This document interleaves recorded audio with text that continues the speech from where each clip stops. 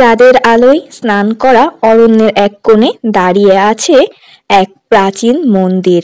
মন্দিরের পাথুরে দেয়ালে সময়ের আঁচড় স্পষ্ট। স্থানীয়রা বলে এই মন্দিরে একবার প্রবেশ করলে ফিরে আসা যায় না, অথচ এক রহস্যময় কণ্ঠ বারবার ডাক দিয়ে যায়। তোমার মনের গভীরতম ইচ্ছার উত্তর এখানে লুকিয়ে আছে। বালিকা মীরা এই মন্দিরের গল্প শুনে বড় হয়েছে। তার মনের মধ্যে একটাই প্রশ্ন, মায়ের কথা কেন মনে পড়ে না? মীরা ছোটবেলায় তার মাকে হারিয়েছে, কিন্তু কোনো স্মৃতি নেই। তার বাবা এই প্রসঙ্গ এড়িয়ে যান, কিন্তু মীরার মন বলে এই মন্দিরেই তার উত্তর লুকিয়ে আছে। এক পূর্ণিমার রাতে মীরা মন্দিরে প্রবেশ করল। চারপাশে অন্ধকার, শুধু চাঁদের আলো আর লতাপাতার ছায়া। মন্দিরের ভিতরে ঢুকে সে দেখতে পেল এক রহস্যময় দরজা। দরজার ওপর খোদাই করা আছে অদ্ভুত ভাষায় কিছু লেখা। হঠাৎ সেই কণ্ঠ শোনা গেল, তোমার মনের গভীরে যা লুকিয়ে আছে সেটি জানতে চাইলে হৃদয় উন্মুক্ত করো। মীরার ভয় হচ্ছিল, কিন্তু তার মনের কৌতূহল প্রবল। দরজার সামনে দাঁড়িয়ে সে চোখ বন্ধ করলো। এক মুহূর্তেই সব বদলে গেল।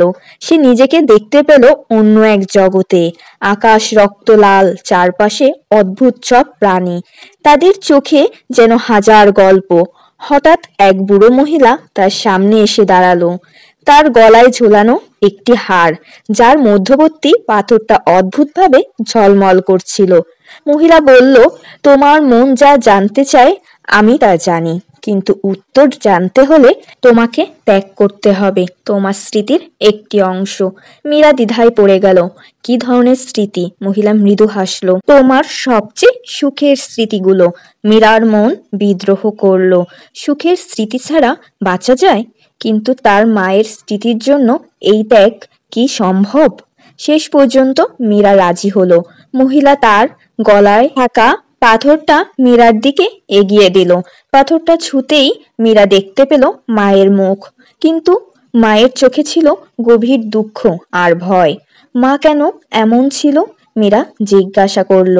মহিলা বলল, তোমার মা তোমাকে বাঁচাতে নিজের জীবন উৎসর্গ করেছিল।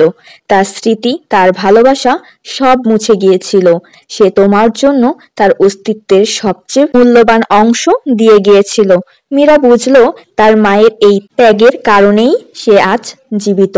পাথর থেকে হাত সরাতেই মীরা আবার মন্দিরে ফিরে এলো, কিন্তু এবার তার মন ছিল ভারমুক্ত। সুখের স্মৃতির জায়গায় এক নতুন বোধ জন্ম নিল, ত্যাগের গভীরতা। সেই রাত থেকে মীরা আর কখনো উত্তর খুঁজে বেড়ায়নি, বরং তার মনের গভীর ইচ্ছাকে সম্মান করে জীবন কাটিয়েছে।